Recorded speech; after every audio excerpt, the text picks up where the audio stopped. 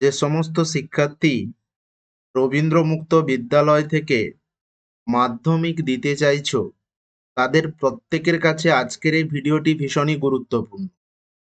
তার কারণ, তোমরা কোথায় ভর্তি হবে, অর্থাৎ কোন স্কুলে ভর্তি হবে, সেটা তোমরা বুঝে উঠতে পারো না, বা স্কুলের ঠিকানা কি সেটাও তোমরা জানতে পারো না।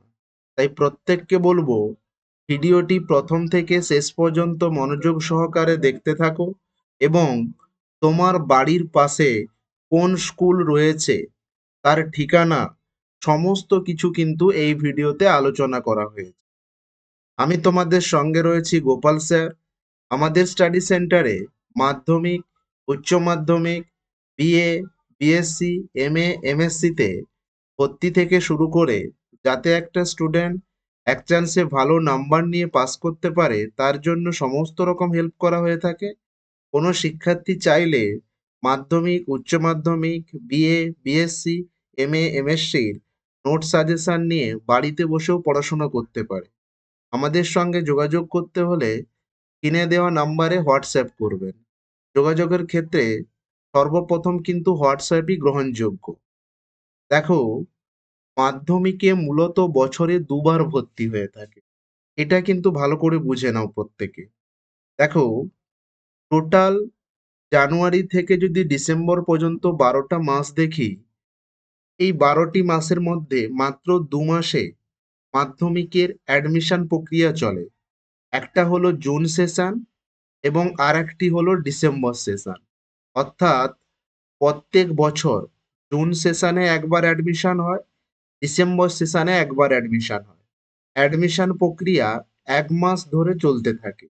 এক্সাক্ট কবে থেকে কবে অ্যাডমিশন, সেটা জানার জন্য অবশ্যই চ্যানেলটিকে সাবস্ক্রাইব করে রাখুন।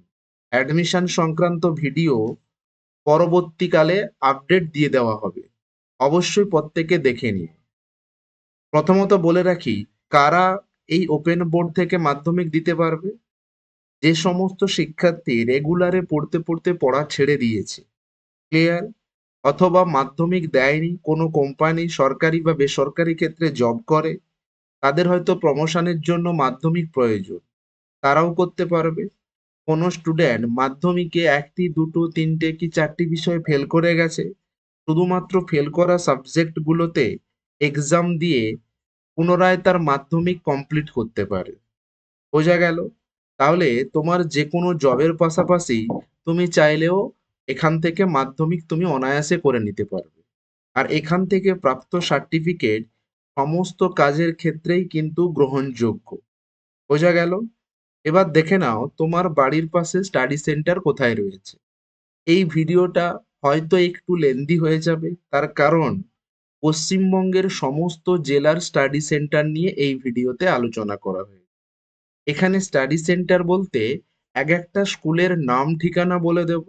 প্রথমে দেখো, তুমি কোন জেলাতে বসবাস করো পশ্চিমবঙ্গের, বা তুমি কোন জেলাতে মাধ্যমিক করতে চাইছো, সেটা কিন্তু খেয়াল করবে।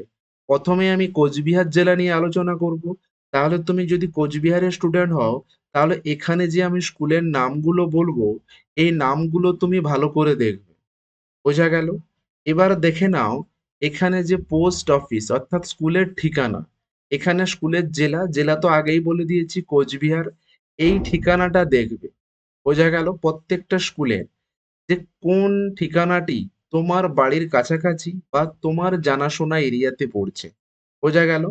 এর পরবর্তী সময়ে তুমি এই যে স্কুলের নাম, যদি তোমার ঠিকানাটি অজানা হয়ে থাকে, গুগল ম্যাপে সার্চ করে নাও তোমার বাড়ি থেকে এই স্কুলটি কত দূরে।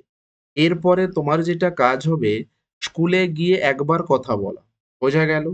দেখো, এখানে কিন্তু প্রত্যেকটা স্কুলের ফোন নাম্বারও রয়েছে, কিন্তু ফোন নাম্বারগুলো আমি দিইনি। তার কারণ হচ্ছে, এখানে যে ফোন নাম্বারগুলো রয়েছে, প্রত্যেকটি ফোন নাম্বার হচ্ছে কোঅর্ডিনেটর অর্থাৎ হেডমাস্টারের।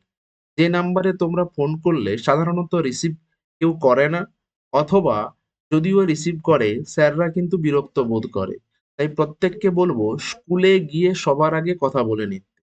তুমি কোন স্কুলে ভর্তি হবে সেটা আগে ঠিক করে নাও, তারপরে স্কুলে যাও, কথা বলো। কি কি কথা বলবে? যে স্যার, আমার টোটাল মাধ্যমিক দিতে কত খরচ হবে। এটুকু বলে রাখি, মাধ্যমিক দিতে টোটাল কিন্তু খরচ ১.৫ থেকে ২,০০০ টাকা। বোঝা গেল? কোনো স্কুলে যদি এর বেশি খরচ বলে, তাহলে আমি বলবো সেই স্কুলে অ্যাডমিশন না নিয়ে অন্য স্কুলে তুমি অ্যাডমিশন নিলে সবচেয়ে বেশি সুবিধা হবে। ক্লিয়ার? কারণ এখানে তো ক্লাস করতে হবে এই বাধ্যবাধকতা নেই। অতএব যেহেতু ক্লাসের বাধ্যবাধকতা নেই, তুমি প্রয়োজনে যেটুকু ক্লাস হয় ক্লাস করবে, বা অনেক স্কুল আছে যেগুলোতে ক্লাস হয় না। অর্থাৎ এক্সামের সময় উপস্থিত থাকলেই হবে। ক্লিয়ার? অতএব তুমি স্কুলে গিয়ে কথা বলে নেবে যে টোটাল মাধ্যমিক দিতে আমার কত খরচ। বোঝা গেল? এছাড়াও তোমার যদি কোনো প্রশ্ন থেকে থাকে অবশ্যই কমেন্টে জানিও, তার উত্তর আমরা কিন্তু খুব তাড়াতাড়ি দিয়ে দেব। নেক্সট দেখো, এটাও কিন্তু কোচবিহারের লিস্ট। ভিডিওটা কিন্তু প্রত্যেকে মনোযোগ সহকারে দেখবে। দেখো, একটা জেলাতে কিন্তু অনেকগুলো স্কুল রয়েছে। বোঝা গেল? আমি প্রত্যেকটা স্টেপে স্টেপে বলে দিচ্ছি। এটাও কোচবিহার জেলার। তোমরা কিন্তু প্রথমে যেটা বলছি, তুমি যে জেলার সেই জেলার সমস্ত স্কুলের নাম এবং ঠিকানা বলতে এই যে পোস্ট অফিসের যে অ্যাড্রেসটা রয়েছে এই ঠিকানাটা কিন্তু দেখবে ভালো করে। ক্লিয়ার? তারপরে যদি না বুঝতে পারো গুগল ম্যাপে সার্চ করে নিও। এটাও কোচবিহার জেলার একটি স্কুলের নাম। নেক্সট দেখো, আলিপুরদুয়ার। আলিপুরদুয়ার, এই যে স্কুলগুলো দেখতে পাচ্ছ এইগুলো প্রত্যেকটি স্কুলেই কিন্তু রবীন্দ্র মুক্ত ওপেন স্কুলের আন্ডারে মাধ্যমিক করানো হয়ে থাকে। বোঝা গেল? নেক্সট দেখো, দার্জিলিং।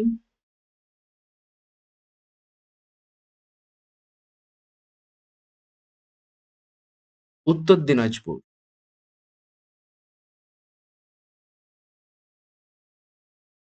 দেখো, উত্তর দিনাজপুরে অনেকগুলো স্কুল রয়েছে।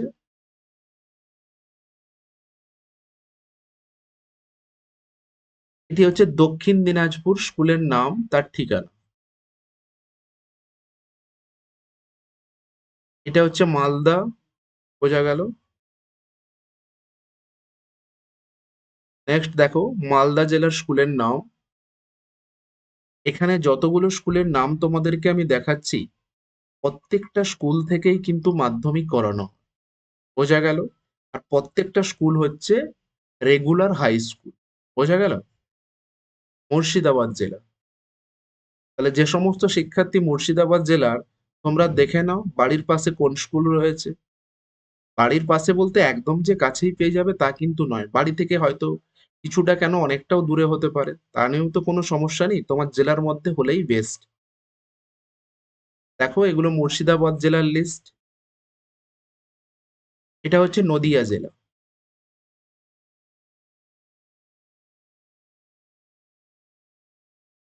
তোমার যে জেলাগুলো পড়ছে সেগুলো স্কুলের নামগুলো হয় লিখে নাও, অথবা স্ক্রিনশট আকারে রেখে দাও। তাতে কিন্তু তোমার সুবিধা হবে স্কুলগুলো খুঁজতে।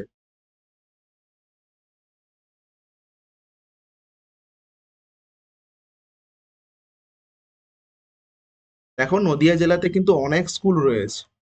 এরপরে আসি নর্থ ২৪ পরগনা, যেখানে সব থেকে বেশি স্কুল রয়েছে।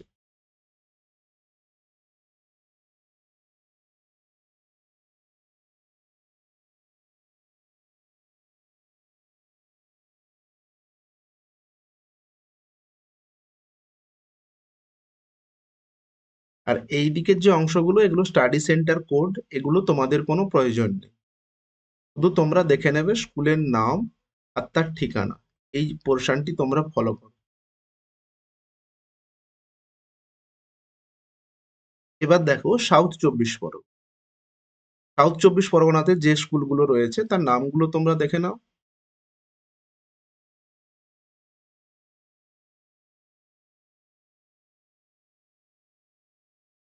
কলকাতা।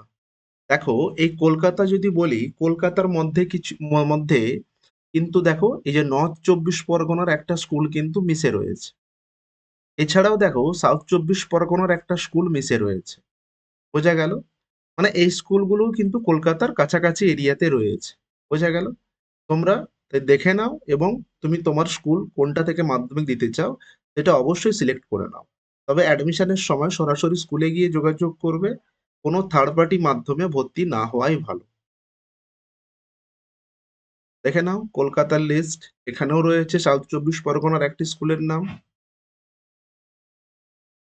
নেক্সট দেখো হাওড়া জেলায় কোন কোন স্কুলগুলো রয়েছে। এখানে যে স্কুলগুলো দেখাচ্ছি প্রত্যেকটা কিন্তু হাওড়া জেলাতেই রয়েছে। নেক্সট দেখো হুগলি। দেখো রেগুলার যে হাই স্কুলগুলো রয়েছে প্রত্যেকটা স্কুলে কিন্তু এই রবীন্দ্র মুক্ত ওপেন বোর্ড নেই। বোঝা গেল? কিছু মাত্র স্কুলে এই রবীন্দ্র মুক্ত ওপেন বোর্ড থেকে মাধ্যমিক করানো হয়, সেই স্কুলের নামগুলো আমি তোমাদেরকে প্রপারলি দেখাচ্ছি। সেই স্কুলের নাম ঠিকানাগুলো দেখে নাও, তুমি যে স্কুলে ভর্তি হতে যাও সেই স্কুলে গিয়ে যোগাযোগ করো।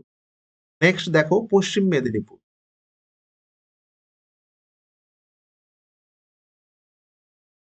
নেক্সট দেখো ঝাড়গ্রাম। ঝাড়গ্রামে কতগুলো স্কুল রয়েছে দেখে নাও। নেক্সট দেখো বাঁকুড়া। নেক্সট দেখো পুরুলিয়া। নেক্সট পূর্ব বর্ধমান। পূর্ব বর্ধমান।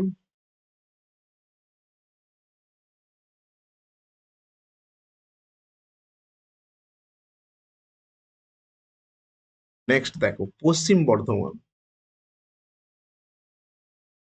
এই স্কুলগুলিও পশ্চিম বর্ধমানে রয়েছে। বীরভূম জেলাতে কোন কোন স্কুল আছে দেখে নাও। বীরভূম জেলার স্কুল। নেক্সট দেখো পূর্ব মেদিনীপুর। পূর্ব মেদিনীপুর জেলাতে যে স্কুলগুলো রয়েছে প্রত্যেকটা তোমরা নাম ঠিকানাগুলো দেখে নাও। নেক্সট দেখো পূর্ব মেদিনীপুর। এই স্কুলগুলিও পূর্ব মেদিনীপুরে রয়েছে। দেখো এই ভিডিওতে মোটামুটি তোমাদের পশ্চিমবঙ্গের সমস্ত জেলার স্কুলগুলো নিয়ে আলোচনা করা হলো, যে স্কুলগুলোতে রবীন্দ্র মুক্ত ওপেন বোর্ড থেকে মাধ্যমিক করানো হয়ে থাকে। ক্লিয়ার? যারা মাধ্যমিক দিতে চাও অবশ্যই স্কুলে গিয়ে যোগাযোগ করবে। এছাড়াও কোনো কিছু জানার থাকলে কমেন্টে জানিও। ভিডিওটি যদি ভালো লেগে থাকে অবশ্যই লাইক করে দিও। পরিচিত বন্ধু বান্ধব থাকলে শেয়ার করে দিও। এই ধরনের আপডেটগুলো সবার আগে সঠিকভাবে পেতে চ্যানেলটিকে সাবস্ক্রাইব করে রেখো। Thanks for watching. সবাই ভালো থেকো, সুস্থ থেকো।